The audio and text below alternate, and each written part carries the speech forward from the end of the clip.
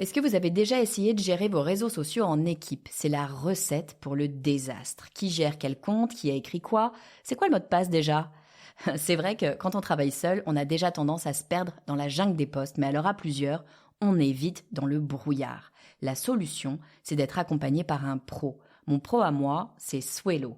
Avec Swello, vous centralisez tous vos comptes au même endroit et vous travaillez avec vos équipes et vos clients beaucoup plus simplement, chacun son rôle.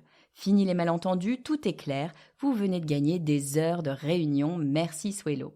Et comme Swello est partenaire du podcast du marketing, il vous offre 20% sur votre abonnement. Tous les détails sont sur lepodcastdumarketing.com/Swello, SWE2LO. Vous écoutez le podcast du marketing, épisode 82.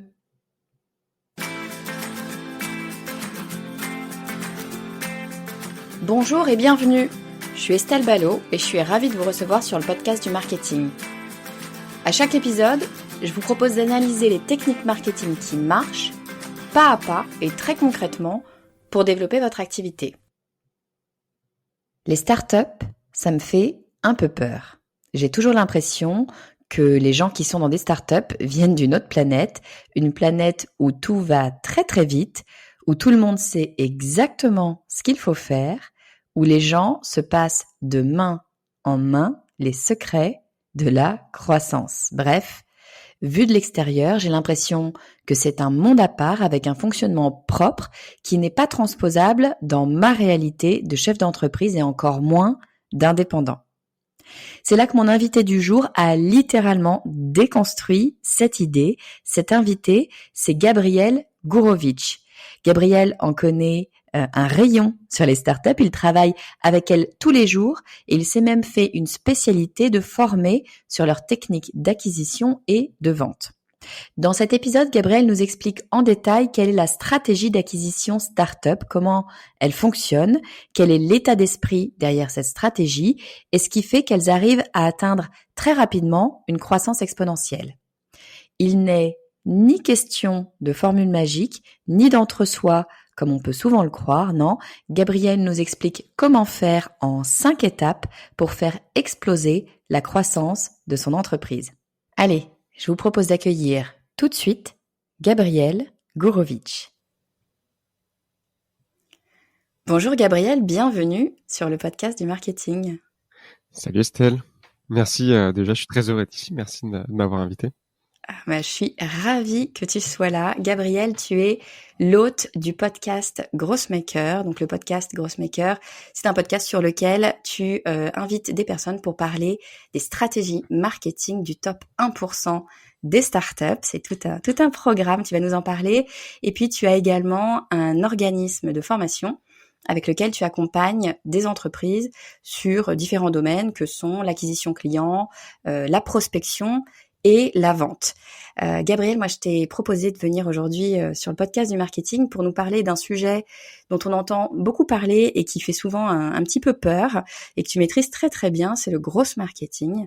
Et j'aurais voulu que tu nous expliques un petit peu comment font les startups pour croître et puis surtout, est-ce que ce modèle-là de croissance des startups, on peut le décliner sur sur des modèles d'entreprises, je dirais plus à taille plus humaine, qu'on soit indépendant ou petites et moyennes entreprises.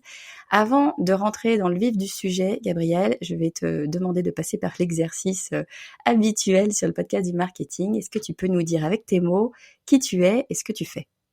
Avec grand plaisir, je m'appelle Gabriel Gourovitch, j'ai 28 ans, bientôt 29, et je suis le CEO et cofondateur de Growthmakers. Donc comme tu disais, on fait des podcasts depuis 4 ans maintenant, et je le décrirais un petit peu autrement. Je le décrirais plus comme un accélérateur de carrière, parce que d'un côté on a un média, donc au début un podcast, le podcast Growthmakers du même nom, puis aujourd'hui on a même 3 émissions, sur les nouvelles méthodes marketing, sur les nouvelles méthodes managériales et le troisième sur les méthodes commerciales. On va en avoir de plus en plus. Et de l'autre côté, on vient le coupler avec un modèle plus ce qu'on appellerait d'éducation professionnelle, 100% en ligne. Donc là, c'est des programmes de formation qu'on va aussi aller construire avec les mêmes personnes qu'on a sur le podcast. En fait, on va reprendre les mêmes experts parce qu'on part du principe que c'est les seuls qui vont être légitimes à bien apprendre parce qu'ils l'ont déjà fait. Ils l'ont déjà mis en place dans leur boîte. Donc, logiquement, ils peuvent l'expliquer aux autres, c'est-à-dire à tous les autres, moi, nos participants, comment le faire.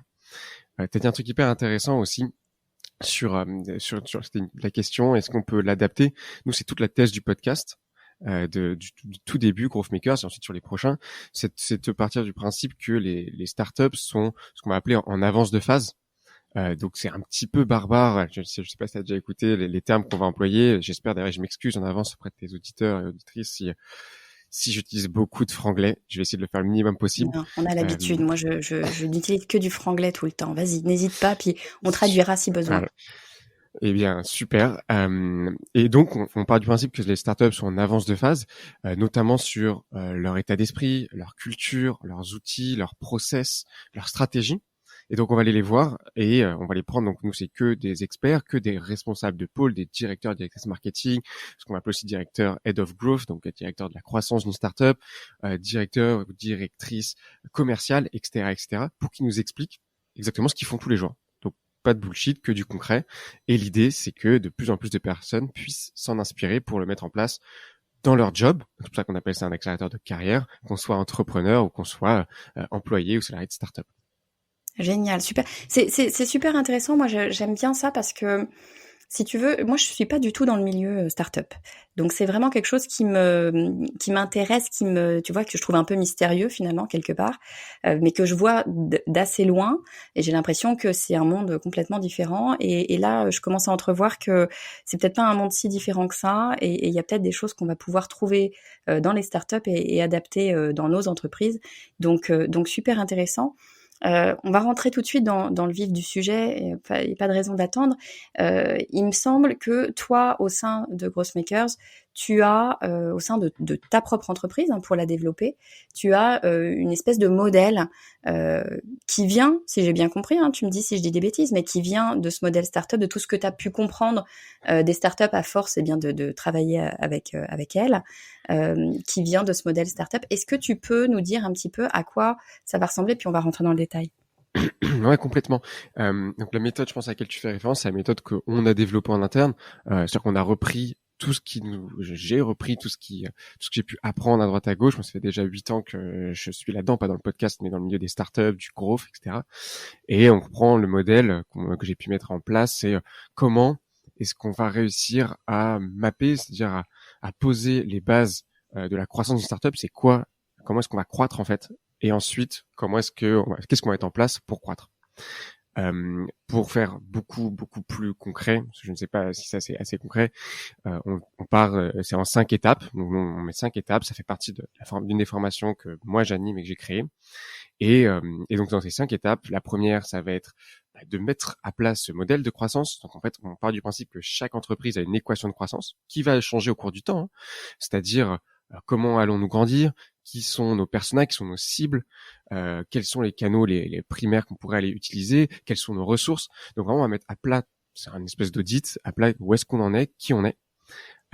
Et on va essayer de commencer à faire un schéma. Tout simplement, un modèle de croissance, c'est un schéma, c'est une espèce d'équation qui va dire comment est-ce qu'on va acquérir des utilisateurs ou des clients, comment est-ce qu'on va les convertir et comment se convertir en clients, comment est-ce qu'on va gagner de l'argent là-dessus et comment est-ce qu'on va faire des ambassadeurs pour qui réfèrent, qui parrainent d'autres personnes, en parlent autour d'eux pour venir utiliser notre service ou notre produit, soit qu'ils aillent en parler à d'autres personnes, etc., etc. En fait, que je comprenne bien, c'est ta stratégie de croissance, c'est ta planification. Tu mets sur papier, voilà comment nous, on pense qu'on va aller trouver nos clients, c'est ça? Et c'est à peu près ça. La stratégie, notre stratégie de croissance, c'est au bout, entre guillemets, des 2-3 premières étapes.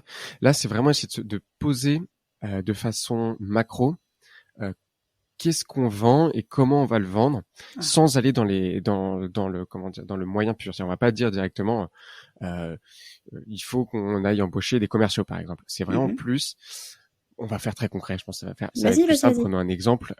Nous, Growthmakers, c'est un modèle, ça va être, c'est quoi notre contexte, tout simplement. Qui est au milieu, que j'aime bien mettre au milieu d'un modèle de croissance, le persona. Ouais, et ensuite de mapper avec un funnel, par exemple, qu'on a souvent en gros hacking, qui s'appelle AARRR, donc ce framework qui est acronyme, qui veut dire acquisition, activation, rétention, revenu et referral. Donc en fait, si on le prend de façon française, c'est juste tout début du funnel, où est-ce que je vais trouver. Donc, un funnel, c'est, tu me dis si j'ai besoin de tout Vas-y, détailler, hein. vas-y. Ouais, C'est parfait. aujourd'hui, c'est une façon de voir assez start-up à la base, mais qui devient complètement normal pour tout le monde. C'est d'essayer de comprendre en fait qu'on fait des entonnoirs de conversion. Ouais. Donc un funnel, c'est un entonnoir. C'est-à-dire au début d'une entreprise, enfin dans n'importe quel projet, on va mettre de l'eau, et en fait peu à peu, à chaque étape de notre entonnoir, donc entre la personne qui arrive sur le site web, celle pour nous par exemple qui va candidater une formation et celle qui va vraiment participer, il va y avoir un taux de conversion. Il y a 100 personnes qui arrivent, il y en a peut-être 20 qui candidatent, il y en a 10 qui sont prises. Donc là, on appelle ça un entonnoir de conversion. Et on va essayer de comprendre, en fait, dès le début, c'est-à-dire que ça peut être fait en amont d'une entreprise, ça peut être fait au moment où elle existe déjà, plus tard. Et c'est essayer de tous comprendre, tous se mettre autour de la table, parce qu'on le fait pas tout seul, hein. C'est un sport d'équipe, la croissance. Essayer de comprendre, en fait, c'est quoi notre modèle. Parce que on se rend compte très souvent que personne n'est aligné entre les commerciaux, Ah, le ou les fondateurs et ceux qui font du produit, donc qui vont créer ce produit, les formations pour nous par exemple. Personne n'est vraiment aligné sur qu'est-ce qui se passe et comment est-ce qu'on grandit, comment est-ce qu'on grossit. alors attends, je te coupe une seconde parce que tu as déjà dit plein de trucs. Cette histoire d'entonnoir, juste pour être sûr de bien clarifier pour tout le monde, en fait, c'est de prévoir en amont le chemin que va prendre ton prospect jusqu'à devenir client finalement et jusqu'à utiliser d'ailleurs, ça peut même être aller plus loin que juste devenir client, ça peut être utiliser ton produit, fidéliser, etc., etc. Mais en tout cas, c'est d'essayer de mapper en amont, de prévoir tout le chemin qu'il va prendre pour pouvoir l'emmener gentiment vers ce vers quoi tu veux aller, hein, c'est bien ça? Alors c'est hyper intéressant, je rebondis tout de suite sur cette question. Effectivement, ça va dépendre du degré de détail dans lequel on veut rentrer. Et là, aux personnes autour de la table de savoir qu'est-ce qu'ils veulent modéliser exactement. Parce que modéliser la croissance, on peut le faire pour chaque équipe, donc pour chaque pôle, on peut le faire à peu près pour tout. On peut le faire pour un projet. Ouais. Prenons un projet complètement au hasard. On veut lancer une communauté d'alumni. Et on voudrait qu'en fait ces alumni soient aussi nos bêta-testeurs et viennent et réfèrent d'autres personnes, par exemple pour nos autres formations, ou rachètent une deuxième formation. On peut faire un modèle de croissance rien que pour cette communauté. Et donc l'équation, très simple, dire bon, au centre il y a nos alumni, donc c'est les gens qui viennent de formation. Mais après on va se dire bon bah où est-ce qu'on peut les trouver? Donc là au-dessus, ça va être nos canaux d'acquisition. Bon bah assez simplement, ça va être de nos anciennes formations, les prochaines, très bien. Donc ça va être ça qui va le nourrir. Quels seraient les freins par exemple à ça? Donc on peut aller assez loin. Et ensuite, directement, se poser la question, ok, c'est bien beau tout ça, mais comment est-ce que je fais de la croissance avec cette communauté? Donc, soit de la croissance du nombre d'utilisateurs, soit de la croissance du revenu. Faut pas se mentir, quand on dit croissance, on parle de croissance de chiffre d'affaires. Bien Donc, sûr. comment est-ce que, on va dire par rapport à cette communauté, maintenant que je l'ai, quelle est l'équation qui pourrait, parce qu'aujourd'hui c'est pas un projet qui existe, c'est pour ça qu'il faut faire attention entre est-ce qu'on a déjà le projet ou est-ce qu'il est en cours de réflexion. Qu'est-ce qui pourrait en fait lui apporter de la valeur? Donc, est-ce que, pour faire très simple, une équation de croissance, par exemple, de Uber, le nombre l'équation de croissance de Uber au niveau de son pricing, ça va être le nombre de le nombre de rides que chaque personne va faire. Donc, ils vont dire, ok, il y a une ride, le panier moyen, et qui vont multiplier sur la semaine ou sur le mois. Donc là, on va se dire, ok, quand on voit cette équation, le but, c'est de maximiser peut-être le nombre de rides, mais aussi le nombre d'utilisateurs. Donc à un moment donné, il faudra aussi peut-être le multiplier ou le diviser par le nombre de chauffeurs. Mmh. Le but, c'est de pas trop complexifier. C'est, encore une fois, c'est juste de comprendre les différentes variables qui vont impacter notre croissance. D'accord. Ouais, c'est ça, c'est de poser sur la table et c'est exactement ça. C'est de poser sur la table les variables pour savoir avec quoi tu peux jouer finalement pour moduler ta croissance et atteindre tes objectifs. Exactement. C'est exactement ça. Et surtout, comment dire, réussir à mettre sur la table plein d'idées et ensuite en enlever. Parce que là, en fait, si on le faisait en live, je vais te dire plein de choses, puis en fait, à la fin, on va mettre tout ça super bien et dire, mais non, ça, en fait, c'est pas assez pertinent. Uber, si on prend le cas de Uber, par exemple, d'aller chercher des personnes, donc ok, il faut maximiser le nombre de rides. Tiens, comment est-ce qu'on peut maximiser le nombre de rides? On peut faire des bons de réduction. Bon, ok, est-ce que c'est une bonne idée? Peut-être que c'est pas du tout une bonne idée. Donc Mmh. après, c'est à voir, vraiment, c'est à adapter en fonction du besoin, comme tu viens de dire, surtout des objectifs. Parce que qui dit modèle de croissance ou équation de croissance, c'est juste de comprendre qu'est-ce qui va régir, par exemple, une entreprise. Si on prend un site e-commerce, l'équation de croissance, ça va être le nombre d'items fois le trafic fois le panier moyen. Ouais. Et ça va être vraiment l'équation la plus simple. Après, on peut toujours la complexifier.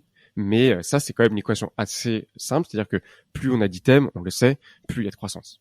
parce que les gens, en moyenne, les prospects ont besoin de la long tail, etc., etc. Donc plus on va ajouter, on avait l'ancien VP marketing de chez Price Minister il y a une semaine sur le podcast, il expliquait qu'effectivement le plus gros chantier dans la équation de croissance, c'était d'aller chercher un maximum de marques pour avoir plus de produits sur la marketplace. Ouais, bien sûr. Plus t'as de marques qui viennent sur Price Minister, plus t'as d'opportunités de vendre. C'est aussi simple, aussi bête et méchant que ça. Exactement. Ok, super intéressant. Tu disais un autre truc que j'ai trouvé très intéressant là à l'instant. Tu disais, on va se mettre autour de la table pour essayer de trouver tout notre modèle de croissance. Et bien souvent, quand on se met autour de la table, on se rend compte qu'on n'est pas tous raccord sur ce qu'on veut faire. Donc ça, c'est un élément assez essentiel à mettre en face dès le départ, non ? C'est un élément extrêmement essentiel. On peut revenir sur la culture startup. Tu parlais aussi de la culture growth hacking. Ça a l'air assez mystique, un peu la black box. Ça peut être magique. En même temps, ça fait un peu peur. Je pense que la culture startup, avant tout, c'est une culture de la transparence et de la responsabilité de chacun. Donc, chacun prend part à la stratégie, ou au moins donne son avis, explique. Et le but, c'est d'être le plus aligné possible, parce qu'il va falloir aller très vite. Donc, on va en parler juste après. Il va falloir tester beaucoup de choses rapidement.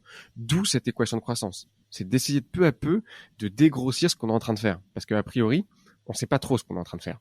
C'est quelque chose d'assez important de se rendre compte, c'est que on est au courant qu'on ne sait pas trop. On ne sait pas trop si le prochain canal là qu'on a comme idée, le canal d'acquisition. Donc, le canal d'acquisition, c'est un canal marketing. D'aller très concrètement, d'aller chercher par exemple des leads sur Facebook Ads. On ne sait pas si ça va fonctionner. Donc, va falloir le prioriser et ensuite tester rapidement pour se rendre compte est-ce que on réussit. Auquel cas, on continue, et on va même plus fort dessus. Est-ce qu'on ne réussit pas, ça n'a pas de résultat, auquel cas, on arrête très vite et on essaie autre chose. Ouais, je pense que c'est un élément, pour moi, c'est un élément assez fondateur dans la compréhension de ce qu'est une startup. Tu vois, quand je te disais, moi, les startups, c'est pas que ça me fait peur, mais ça me paraît un petit peu lointain. Et le jour où j'ai compris qu'en fait, les startups, le principe de l'esprit startup, c'est de se dire, je sais que je ne sais pas, mais je teste, et comme ça me permettra de voir très rapidement ce qui fonctionne pas, et de créer mon chemin comme ça, c'est-à-dire c'est de l'itération.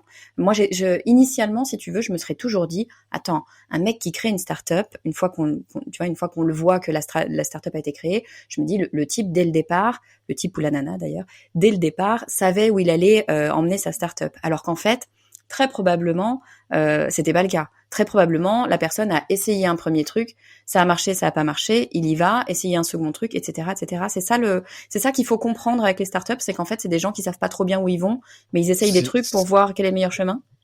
Alors, ils savent exactement, c'est exactement ce qu'on voit au niveau de la vision, mais on n'a aucune idée de comment on va l'atteindre. C'est un petit peu comme si et alors je fais exprès d'aller dans l'extrême, hein, bien sûr qu'on a quand même quelques idées, mais c'est un peu comme le fait de monter de faire de l'escalade ou de faire de l'alpinisme. On a une bonne idée, hein, on sait qu'on va aller à 4000 ou 5000 mètres. Très bien. En revanche, on n'a pas l'idée dès le début de savoir par où est-ce qu'on va passer. Mm-hmm.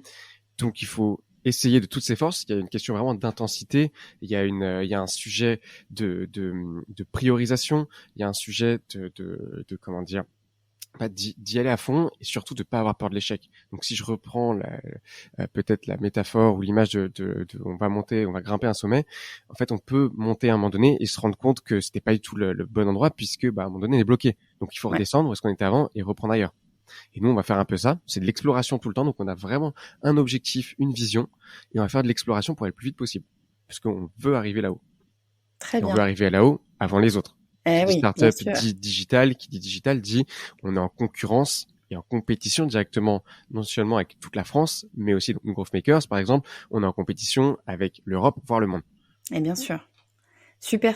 Bon, mais c'est très clair. J'aime beaucoup cette image de la montagne. Au moins, de l'escalade, ça me donne une vision bien claire de ce que c'est que finalement la start-up. Ça rend les choses plus concrètes pour moi. C'est super. Tu me disais, étape numéro 1, poser le modèle de croissance, l'équation de croissance. L'étape numéro 2, du coup, une fois qu'on a posé ce modèle de croissance, ce serait quoi ? Très vite, quand on a notre modèle et cette équation sur qu'est-ce qui va impacter notre croissance, est-ce qu'on pense les points primordiaux, on va travailler sur ces points-là. On va se dire, ok, si on pense que vraiment ce qu'il faut faire, c'est augmenter le panier moyen ou augmenter le nombre de marques qu'on a sur notre marketplace, ou pour nous, par exemple, faisons très simple, pour un produit B2B, c'est avoir plus de services, ou pour nous, d'avoir plus de programmes de formation. Mm-hmm. Bon, on va aller prioriser des idées pour se dire, qu'est-ce qu'il faut faire d'abord ? Est-ce que on pousse les programmes de formation parce que ça va forcément impacter notre revenu, ou est-ce que on va pousser parce que encore une fois, c'est vrai qu'on en a pas parlé, mais c'est très important de se rendre compte que qui dit startup dit ressources très réduites. On a peu de membres dans l'équipe quand même, Et Ah ouais. on a beaucoup de choses à faire. Et ce qui impose, par définition, d'être extrêmement focus, donc d'être focalisé. C'est cette allégorie du laser. C'est-à-dire, ils appellent ça les Américains laser focused. Ça veut dire un laser, en fait, c'est de la lumière, tout simplement. Sauf que ils ont pris un faisceau de lumière et ils l'ont mis tellement focalisé que ça peut percer un mur. Alors que si un laser, on lui enlève cette espèce de je sais pas, je vais pas De dire focal, bêtise, sa focale, et ben en fait c'est juste de la lumière. Si on va de plus loin, c'est la même chose pour nous, notre état d'esprit en startup. Quand je dis nous, plein d'autres, c'est de se dire, on est très peu, on doit avoir un maximum d'impact. Dans cette culture, il faut avoir de l'impact sur notre résultat. Donc on va tout mesurer, il faut avoir de l'impact dessus pour voir si ça fonctionne ou pas. Et ben le seul moyen de faire ça, c'est d'avoir tout le monde extrêmement aligné. Pour avoir tout le monde extrêmement aligné et être focus, faut discuter équation de croissance, il va falloir prioriser les idées. Donc une fois qu'on sait ce qu'on veut impacter, c'est hyper important. Une fois qu'on sait que par exemple c'est soit un taux de conversion qui fonctionne pas ou notre nombre d'items sur notre site e-commerce qui fonctionne pas ou qu'il faut absolument impacter le plus vite possible, là on va prioriser les idées. Donc là, on a un framework aussi pour se dire quelle est l'idée qui a le plus d'impact par rapport à cette variable. Si encore une fois, ça va être d'avoir plus de marques sur notre marketplace, par exemple, on va brainstormer et prioriser uniquement ça. On va pas aller commencer à chercher, oui, on pourrait faire du parrainage aussi, on pourrait faire une campagne de Facebook Ads. Non, c'est exactement ça le focus, c'est dire non. C'est-à-dire là, on va tous aller sur craquer ce problème du nombre de marques. Donc tout le monde va essayer de trouver, brainstormer, comment est-ce qu'on peut faire ça le plus vite possible. Ouais, il y a 2 trucs dans ce que tu dis, moi, que je retiens, qui sont, quand tu as peu de ressources, il va falloir que tu sois ultra efficace. Donc ça veut dire, en fait, pas trop de bullshit. Et quand tu fais quelque chose, il faut que ce soit quelque chose qui a un impact sur ton objectif final et pas quelque chose qui te fait plaisir. Parce que on est tous pareils, dans notre to-do list. Il y a toujours des choses qui nous plaisent plus que d'autres et on est humain. Naturellement, on va aller vers ce qui nous plaît bien souvent en premier. Sauf que c'est pas ce qui nous plaît qui est important. Ce qui nous plaît, c'est ce qui va avoir de l'impact sur l'objectif, qui va nous permettre d'atteindre l'objectif. Donc là, cet esprit startup, c'est de se dire, on va aller uniquement sur ce qui a de l'impact. Si ça n'a pas un impact direct sur notre objectif, on le met de côté.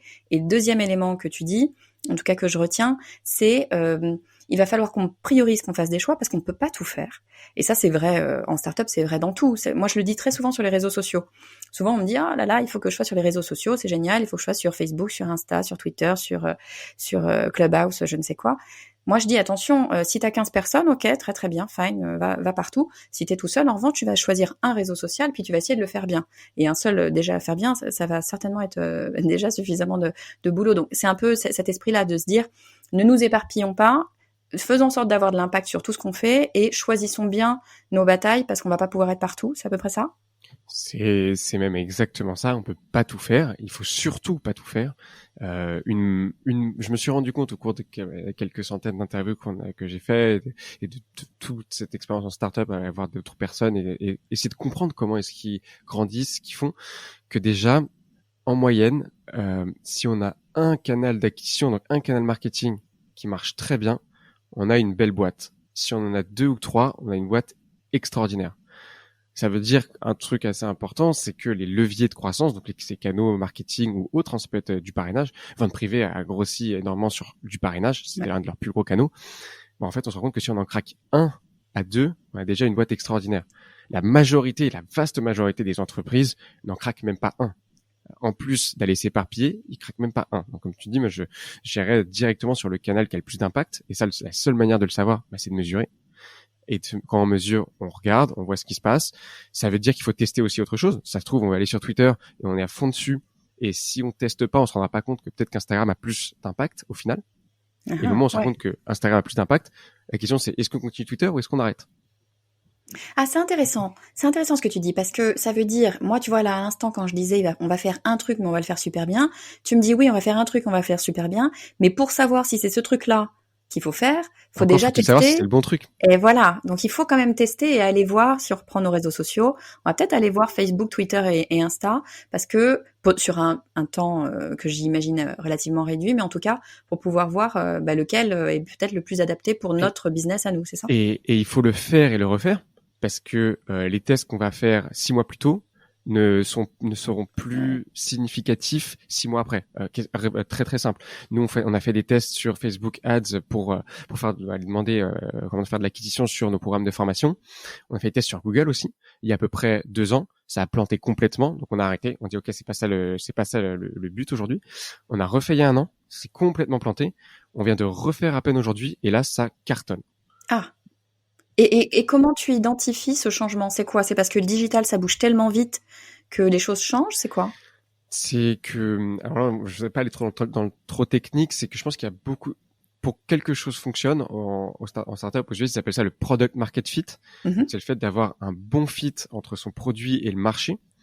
Donc, faut être dans le bon time to market. Aujourd'hui, c'est quand même beaucoup plus logique de pouvoir réussir à vendre des formations en ligne comme nous on fait, même si c'est un petit peu particulier parce qu'on a une approche de promotion, c'est-à-dire de cohorte, on met tout le monde en même temps, c'est 6 semaines, c'est de la formation continue. Mais c'est-à-dire que nous, ça, on fait ça déjà depuis 2 ans. Et en 2 ans, on avait un peu de mal parce que c'est difficile à vendre. Mais là, il y a le Covid qui est arrivé, tout le monde commence à le faire. Alors logiquement, ça va avec le marché. Donc c'est pas seulement nous qui avons changé, c'est juste que le marché change. Comme le marché change, les gens changent, les habitudes de consommation changent, tout change tout le temps. On peut pas se permettre de rester sur un test et de dire ok, c'est sûr que ça marche pas. C'est tout le principe, c'est de se dire en fait, faut aller tout le temps tout re-questionner, faut douter de tout. Comme tu l'as dit, je sais que tout ce qu'on sait, c'est qu'on ne sait rien. Et donc même un test qui n'était pas bon 6 mois avant, réessayons parce qu'en fait, ça pourrait être bon maintenant. Peut-être qu'on n'avait pas la bonne marque, peut-être qu'on n'avait pas les bonnes créas. Peut-être que on n'était pas assez positionné, pas assez, peut-être on n'était pas assez connu. Moi, je sais aussi qu'il y a un an, on était beaucoup moins connu. Aujourd'hui, c'est au niveau du podcast, aujourd'hui, on dépasse sur les différentes émissions 2,5 millions d'écoutes. Il y a un an, on devait être à peine à 1 million. Forcément, c'est-à-dire qu'il y a on est 2 fois plus connu. Donc, j'imagine que ça joue aussi. Je pourrais pas expliquer parfaitement tout, mais je pense que c'est un combo de plusieurs choses qui se passent bien. Et donc, c'est pour ça qu'il faut absolument tester et jamais s'arrêter. Ouais, en fait, c'est plus simple de tester que finalement d'imaginer pourquoi ça marchera ou pourquoi ça marchera pas. Testons et puis on verra bien tout de suite très rapidement si ça marche ou pas. Mmh. Ok, super. Donc ça, c'était ton 3e point, de tester rapidement pour pouvoir savoir. Ton 4e point, ce serait quoi?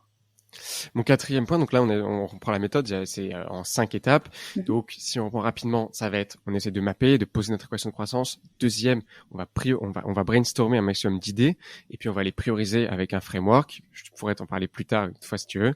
Ça s'appelle ICE. Ensuite, on va tester parce qu'on se rend compte que en fait la vitesse bat la qualité. Donc dans n'importe quelle exécution, faire une belle campagne marketing au début d'une entreprise, donc pour une startup notamment, vaut mieux aller beaucoup plus vite et que ce soit un peu moche plutôt que d'aller moins vite et que ce soit beau. Et enfin, 4e étape, on va apprendre. C'est le but de tout ça. Pourquoi on mesure, pourquoi on va chercher ce qui a de l'impact, c'est parce qu'on veut apprendre le plus vite possible sur qu'est-ce que veulent vraiment nos utilisateurs. Quels sont les insights, quelles sont les informations qu'on va mieux comprendre et qui vont pouvoir impacter tout le reste de l'entreprise. Parce que ce qu'on apprend au marketing, ce qu'on apprend au commercial avec les commerciaux qui vont apprendre des choses en face à face avec les clients et les prospects, ça va se réimpacter sur le produit aussi. Si on me dit ah bah oui en fait j'avais pas compris, moi je pensais que vous faisiez ça. En fait moi je pensais que vous aviez qu'une seule formation. Oh là là, on n'a pas réussi à bien gérer. Comment est-ce qu'on peut faire comprendre que on n'a pas une seule formation, on en a 4 et d'ailleurs on aura 8 à la fin de l'année. Comment est-ce qu'on peut Peut-être qu'on est mal positionné, peut-être que le message qu'on passe n'est pas le bon, peut-être que le script de vente des commerciaux n'est pas le bon. Et donc, le but, c'est de toujours apprendre, être le plus proche du marché possible. Pourquoi ? Parce qu'en fait, ça va adapter la suite de la stratégie. C'est-à-dire qu'on parle de prioriser des idées et d'avoir des objectifs, mais peut-être que, donc à la 4e étape, quand on a les résultats, on se rend compte qu'on se trompe complètement. On a essayé de rajouter, par exemple, 4 formations parce qu'on pense que c'est le catalogue de formations qui va aller vraiment nous aider à faire de la croissance. On en lance 4 et là, on se rend compte que ça change rien. Oula, faut vite aller changer le bateau. Comme on est à la montagne, on est dans la montagne, on est monté trop haut, faut qu'on descende vite pour reprendre une autre route. Ouais, en fait, c'est ça, c'est de se dire, tester, c'est bien, mais ce qu'il faut savoir faire, en fait, c'est être super agile et réagir tout de suite. Comme tu disais, ce qu'on veut, c'est aller tout là-haut, on sait où est le sommet. quand on est en bas, on sait pas exactement quel chemin on va prendre. Faut être capable de se dire, je teste un chemin, mais si c'est pas bon, c'est pas grave, j'ai le droit de revenir en arrière. En fait, c'est un peu l'anticulture de ce qu'on apprend en France, pardon, à l'école. Exactement. Mais on nous apprend à faire bien, à bien faire son travail, à toujours avoir un A+ si possible. Alors qu'en fait, là, ce qu'on est en train de dire, c'est non, vaut mieux tester des trucs et avoir un B- et savoir finalement si c'était le bon choix, quitte à retourner en arrière, se planter complètement, Exactement, avoir parce que ton but, un c'est C pas d'avoir un et A+. partir. Ouais, parce qu'à aucun moment, ton but, c'est d'avoir un A+. À tout moment, ton but, c'est d'emmener toi et ton équipe, de dire de pas mourir dans une avalanche, et puis de l'emmener tout en haut. Et donc, moi, mon job, par exemple, c'est de donner les outils, les process, l'état d'esprit, les manières de faire, pour qu'ils puissent aller eux aussi chercher d'autres chemins, chaque personne de l'équipe. Et ça implique donc beaucoup de discipline, ça implique, quand je parle de process, de beaucoup de structuration, par exemple de semaine, beaucoup de priorisation, de comment est-ce qu'on aide à mieux faire ses to-do, être plus productif, être plus efficace. Parce qu'une fois dans la montagne, il faut être prêt à survivre. Donc moi, je le vois vraiment comme ça, l'état d'esprit startup, c'est de donner un espèce de toolkit, une caisse à outils qui va te permettre de survivre dans la jungle ou dans la montagne. Moi, ce que je trouve très intéressant dans l'esprit, dans l'analyse, et tu vois, dans le spirit startup, c'est de se dire, je vais apprendre en permanence. C'est de jamais, parce qu'on a l'impression, tu vois, d'extérieur, on a l'impression que c'est des gens qui sont tellement sûrs d'eux, qui vont aller lever des millions, tu vois. Enfin, il y a cette impression comme ça de, je sais exactement où je vais. Alors qu'en fait, ça, c'est du paraître. Et finalement, c'est des gens qui sont très, très, très capables de se remettre en question tout le temps, de se casser la figure, de pas bien faire, mais s'il se casse la figure, c'est pas, en fait, ce que je comprends, hein, on le voit pas comme un échec, on le voit comme une opportunité d'apprendre. Ça me fait penser, tu vois, je sais pas si tu connais, enfin si tu la connais sûrement, Pauline Legnaud, qui a fondé Gemio. Elle m'avait expliqué, elle était venue sur le podcast du marketing, et elle nous avait expliqué qu'en fait, tu sais, sa fameuse campagne d'affichage avec son petit chat rose, que moi je trouvais complètement dingue et qui a vraiment lancé Gemio et qui même, je crois que ça fait 10 ans ou 10-15 ans maintenant Gemio, on lui parle encore du petit chat rose alors que le petit chat rose n'existe plus depuis des années. Et elle m'expliquait qu'en fait, très peu de gens le savent, mais le petit chat rose, on a tous l'impression qu'elle a lancé Gemio avec cette campagne, alors que c'était la 3e campagne, qu'elle avait fait 2 campagnes dans le métro avant, qui étaient passées mais totalement inaperçues, c'était des flops vraiment totales, et elle les avait lancées rapidement parce qu'elle voulait comprendre ce qui allait fonctionner, pas fonctionner. Et à chaque lancement, elle comprenait où ça avait pêché. Premier lancement, si je dis pas de bêtises, c'était sa gestion des médias, tu vois, de la négociation média qui avait pêché. Alors elle comprend que c'est la négo média, elle va apprendre, elle apprend la négo média, elle revient avec son bâton de pèlerin, elle refait une négo, elle fait une super négo média, mais elle se plante royalement sur la créa, elle comprend que c'est la créa qui pêche maintenant, elle va voir la plus grosse agence, une des plus grosses agences de Paris, elle fait sa négo média très très bien, et elle a une super créa, et là on a le petit chat rose. Moi je trouve que c'est ça qui est intéressant, c'est le combo de se dire j'ai pas peur de me planter, parce qu'en fait me planter ça va me permettre d'apprendre, mais surtout effectivement quand je me plante j'en fais quelque chose, j'en fais pas le truc négatif du bout, c'est trop triste, je viens de me planter, j'ai perdu de l'argent, j'ai perdu du temps, etc. Non, au contraire, c'est me planter me permet d'apprendre exactement où est-ce qu'il faut pas aller, et donc potentiellement où est-ce qu'il faut aller. Et c'est génial de savoir, je sais plus qui dit ça. Dans ma vie, j'ai connu aucun échec. Soit je gagne, soit j'apprends. Exactement. Je sais plus qui dit ça. Quand même, je Moi non pense que plus. je vais regarder, mais Il était il est connu. vachement connu, oui. Mais je sais plus c'est qui. Et c'est exactement ça l'état d'esprit, c'est-à-dire que c'est génial. En fait, je sais que je dois pas aller là. Enfin, il y a rien de plus beau dans la vie que de Mais se oui, dire quand même. C'est le seul moment en fait où je sais que c'est pas ça que je dois faire. C'est quand même fou. c'est pas mal. Donc, enfin moi, je comprends l'état d'esprit inverse, ça met du temps à changer l'état d'esprit, comme tu dis, de pas aller chercher le A+, mais en même temps, ça met tellement moins de pression de pas aller chercher le A+. Le but, c'est pas de chercher le A+, c'est de se dire, est-ce que c'est par là qu'il faut aller? Parce que une fois qu'on sait que c'est par là, bah regardez, je viens de trouver un chemin, venez tous voir, l'énergie que ça procure dans l'équipe de réussir des choses comme ça. C'est comme on peut en parler après, ce qu'on a fait au niveau des webinars. On a mis en place des webinars, c'est vraiment le truc tout bête. Sauf qu'aujourd'hui, on s'est planté plein de fois et on est les seuls à pouvoir ramener 1100 personnes sur les webinars en moins d'une semaine et avoir 650 personnes en live qui viennent regarder ce qu'on fait. Et C'est ça, en génial, France, c'est une super sensation, je suis d'accord. et avant ça, on peut croire que c'est logique, c'est facile. En fait, il y a un monde, ça fait 1 an qu'on essaie de faire des trucs qui fonctionnent pas. Mais donc on sait que c'est pas ça. Et chaque fois on fait. Et en fait, quand on a un tout petit win, un tout petite réussite, on est trop content. Ah ouais, là en fait, ils ont déjà mieux compris.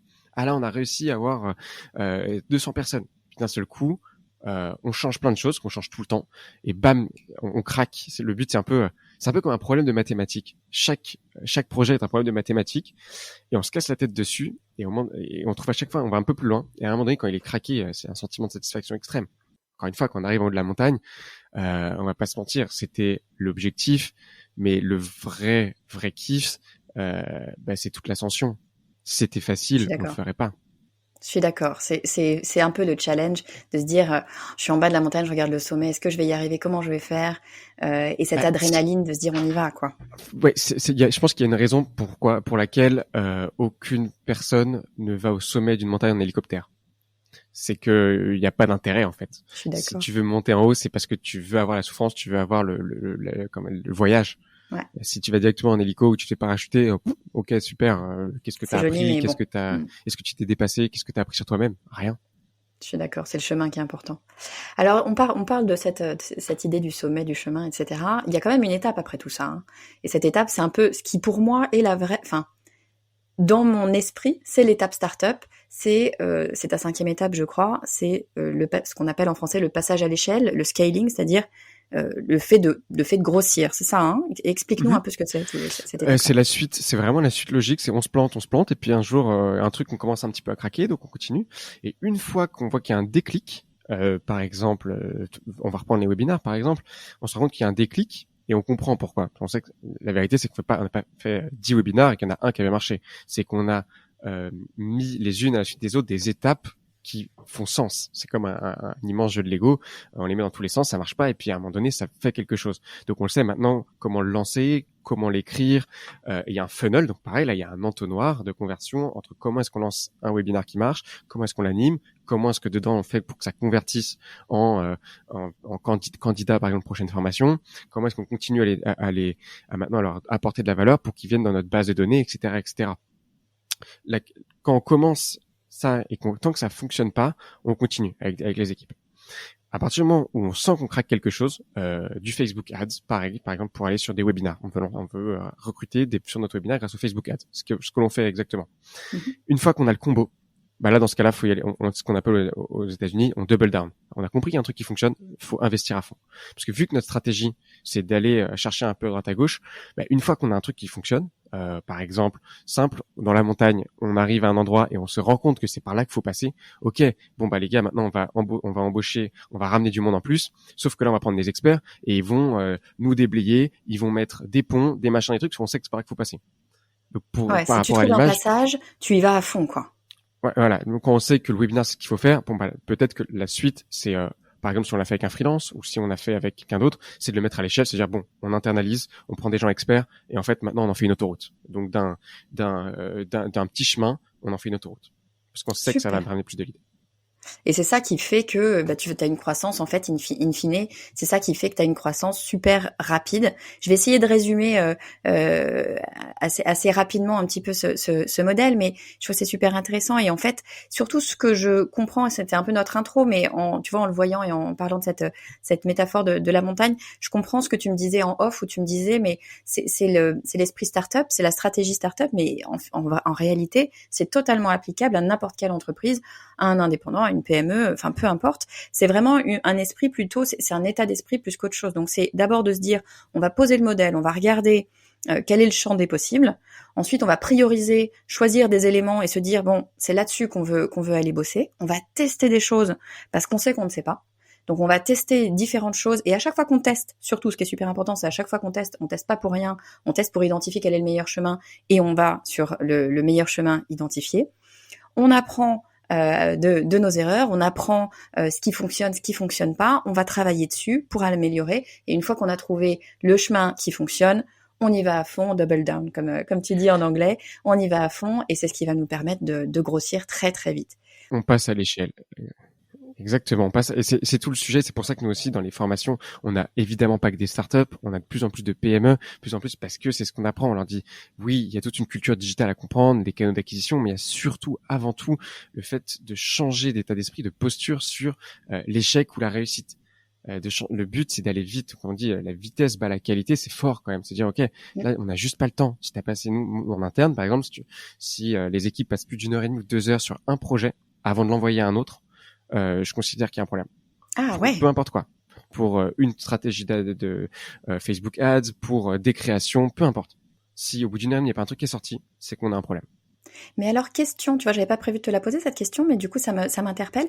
Est-ce que c'est pas un peu épuisant comme rythme? Parce que tu vois, je me dis, je fais 1h30, 2 heures, je suis un peu timée, il faut que je sois à fond. Je vais y arriver pendant un certain temps, mais à un moment donné, je vais m'épuiser, non? Comment vous gérez ça? Ouais, exactement. Est-ce que c'est épuisant de monter une montagne? Ça l'est complètement. Et c'est pour ça qu'il faut faire attention. Faut faire très attention avec les objectifs, toujours à bien équilibrer entre ce que j'appelle la performance et le kiff. C'est que les équipes soient pas non plus sur les genoux, que personne sur les genoux, que tout le monde prenne du plaisir. Et c'est là en fait c'est plus au recrutement que ça se voit. Ça ne va pas du tout à tout le monde. Et c'est pour ça que l'intensité après c'est un curseur qu'on met. Nous on le met à un certain endroit. D'autres startups vont le mettre beaucoup plus loin.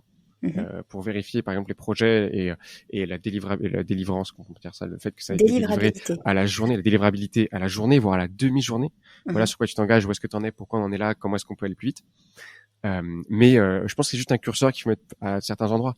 Mais rien que déjà le début de cette culture, de se dire on change complètement, on shift complètement d'état d'esprit, c'est déjà l'étape numéro 1. Après, si on va aller très très fort dans l'intensité, et on sait que ça va fatiguer tout le monde, ou un peu moins fort, ça c'est à chacun par rapport à ses cultures d'entreprise, par rapport aux équipes en interne, par rapport à des moments d'année aussi. Je sais qu'il y a des moments où il faut y aller à fond. Les e-commerçants, je ne conseille pas d'aller en vacances en novembre ou décembre. Ah, c'est clair. Non, mais c'est bien, effectivement. Ce que je comprends, c'est que bien sûr qu'il y a des moments d'accélération, mais tu peux pas accélérer en permanence. Donc, bien sûr qu'il faut se ménager aussi des moments où on va ralentir un peu, ou en tout cas faire tourner les équipes. Enfin, en tout cas, trouver des moyens pour pas griller tout le monde, parce que l'idée, c'est de monter la montagne et de la monter avec tout le monde. Exactement. C'est ça le sujet. C'est comment est-ce qu'on arrive aussi que tout le monde reste. Parce que si on perd des membres entre temps, peut-être qu'il y en a qui étaient pas fait pour ils pensaient qu'ils voulaient monter, en fait ils veulent pas, mais si ça arrive trop souvent, c'est que on a un problème de coaching d'équipe, on a un problème de management. Super. Bon, bah c'est un autre sujet. Il y a de quoi faire sur le sujet. Merci beaucoup, Gabriel. C'était un épisode super intéressant, je trouve, ultra concret. Merci beaucoup de nous avoir donné cette strat startup et surtout, de nous avoir montré que les startups, faut peut-être pas en avoir peur et qu'il y a plein de choses à en apprendre et qu'on peut le faire aussi à la manière startup dans des plus petites entreprises, pourquoi pas, à chacun de moduler comme il le veut. Merci à toi, Gabriel. Et puis écoute, je te dis à très bientôt. T'es le bienvenu quand tu veux sur le podcast du marketing. Très cool. À très bientôt. Ce que j'ai particulièrement aimé dans cet épisode, c'est la métaphore de l'escalade qu'a donnée Gabriel. En fait, une fois qu'on voit cette montagne, on est en bas, on veut monter au sommet, pas le choix. Il faut faire des choix, faut essayer d'un côté, ça marche tant mieux, ça marche pas, on rebrousse chemin et on repart. C'est extrêmement clair et d'un coup, ça rend l'esprit startup beaucoup plus accessible aussi, je trouve. Bon, et puis j'aime beaucoup cet état d'esprit de se dire que ce qui est important, ce n'est pas d'être parfait, mais d'expérimenter des choses pour savoir où on veut aller. Je trouve d'ailleurs que ça s'applique bien sûr à nos entreprises, mais c'est presque une véritable philosophie de vie du genre, tente des choses si tu veux savoir ce qui est fait pour toi. Alors merci encore Gabriel pour ce moment passé avec toi. Tu m'as réconcilié avec les startups, ce qui, je l'avoue, me faisait un peu peur parfois jusqu'ici. Je suis pas sûre de vouloir mettre en place ce type de rythme dans mon entreprise, mais la philosophie, je prends. Et justement, la semaine prochaine, on parlera de comment faire pour aligner notre business à nos valeurs. Si vous êtes encore avec moi, c'est probablement que vous avez aimé cet épisode. Alors, si vous ne l'avez pas déjà fait, pensez à vous abonner au podcast du marketing, soit sur votre application préférée, soit en demandant à recevoir ma newsletter. Je vous envoie un email par semaine pour vous prévenir de la sortie du nouvel épisode et puis j'en profite pour partager avec vous les outils qui me sont utiles dans mon activité et je vous donne directement accès à tous mes cadeaux bonus. Pour vous inscrire, il faut aller sur le podcast du marketing.com/newsletter. Je vous dis à très vite.